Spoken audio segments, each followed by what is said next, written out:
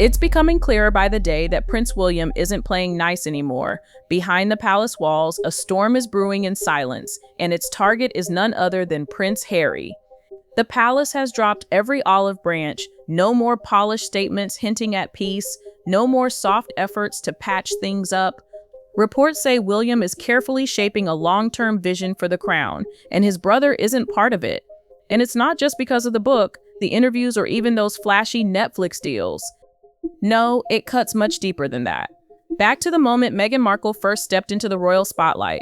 Let's rewind for just a second. You remember the royal wedding? It was sold as a groundbreaking modern shakeup to centuries of royal tradition. The world was clapping, cheering, smiling at this American actress joining the most powerful family in the UK.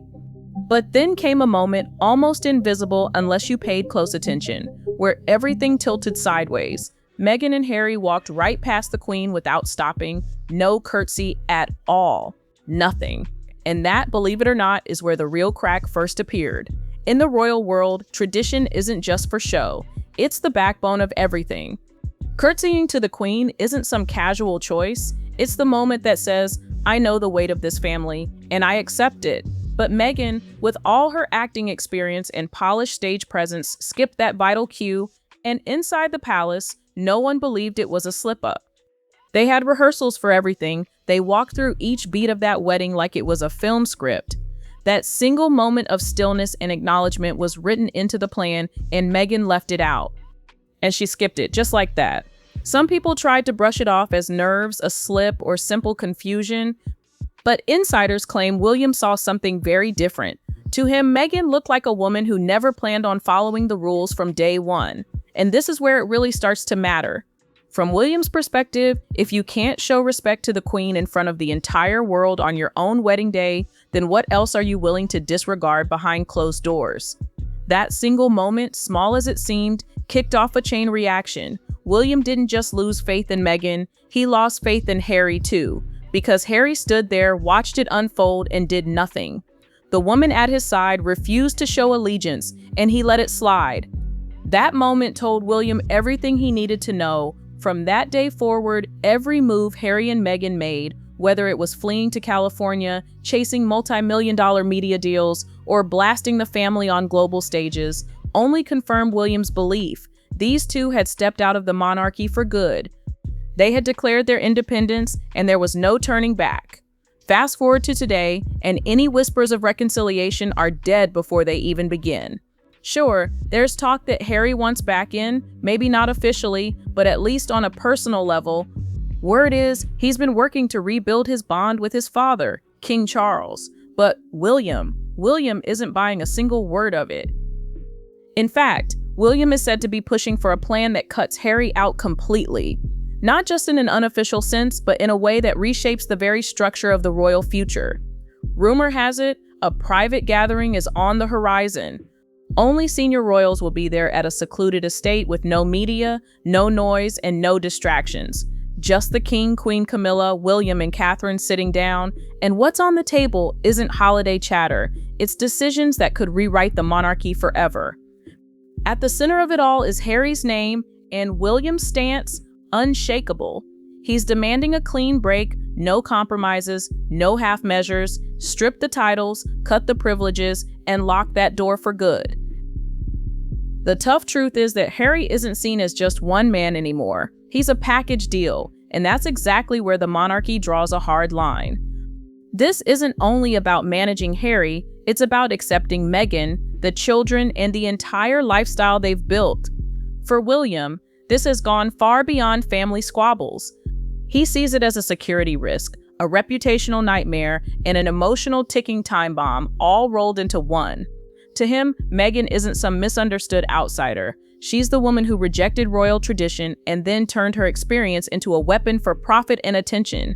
And in William's eyes, that makes her a direct threat to everything the crown is supposed to protect. From day one, Meghan carved out her own path. She held on to control in ways most royal brides never would, like her wedding dress, which Queen Elizabeth reportedly never even saw beforehand. That single choice sent shockwaves through the palace. It wasn't about vanity or obsession, it was about breaking an unspoken bond of trust. Even with her age and unmatched status, the Queen wasn't given the basic courtesy of reviewing what the future Duchess would wear as she walked down the aisle. That break in protocol shouted loud and clear, "I play by my own rules." Now stack that with the explosive Oprah interview, the Spotify fallout, the flashy Netflix series, and Harry's tell-all memoir Spare, and suddenly the picture in William's mind is undeniable. This isn't just a handful of missteps, it's a repeated pattern that refuses to stop. Choosing drama over duty, spotlight over silence, and personal stories over family unity. William believes Harry allowed every bit of this to unfold, and if Harry is ever let back in, even halfway, then Meghan's influence comes storming right back with him. This isn't about forgiveness anymore, it's about managing risk. The senior royals aren't gathering to share feelings or trade polite words. They're preparing to safeguard the monarchy's future. One shocking plan reportedly on the table is the complete removal of royal titles, not just Harry and Meghan's HRH styles, but possibly even those of their children. To outsiders, it may sound ruthless, maybe even vengeful, but inside the palace, it's viewed as survival.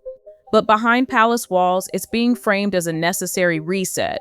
William's vision of a streamlined modern monarchy has no room for uncertainty or half-healed wounds.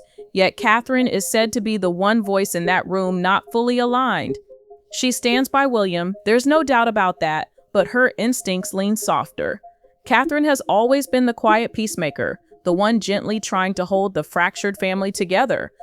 Reports suggest she fears that shutting Harry out completely could lead to lasting regret. Once those titles are stripped and the doors are bolted, there's no way to undo it. And deep down, her heart aches at what that might mean for the family's future. For the brothers, for the family dynamic, and for the entire image of the monarchy itself. Still, Catherine knows exactly what's at stake. Harry isn't just trying to reconnect, he's pushing to claw back some level of royal legitimacy. Whether it's flying in for appearances, reaching out to King Charles, or angling for private meetings, he's clearly working every avenue he can. The real problem? Nobody inside the palace trusts his motives anymore. Is it guilt? Is it nostalgia? Is it strategy? Or is it something far more calculated? That's why the palace is nervous, not simply because of Harry, but because of what he now represents, a total wild card. And as Balmoral approaches, insiders say the tension is unbearable.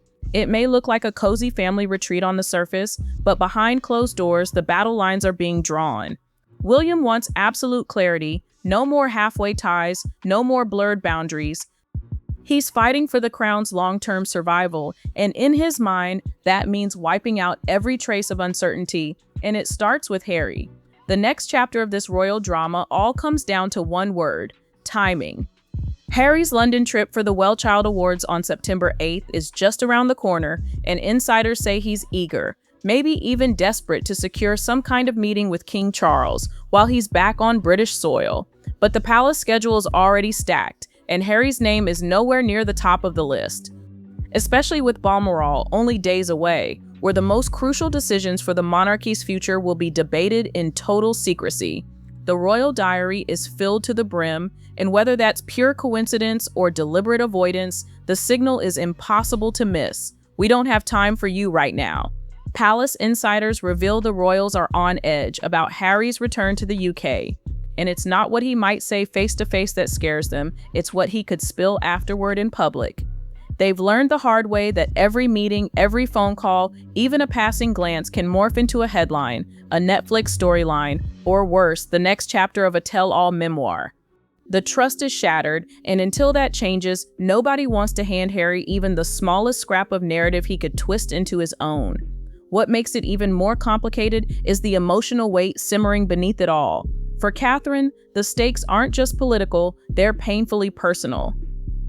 She's watched William grow harder over time, and while she respects his certainty and determination, she quietly fears what this final cut could do in the years ahead. Catherine reportedly worries that once that door slams shut, there may never be a way to reopen it.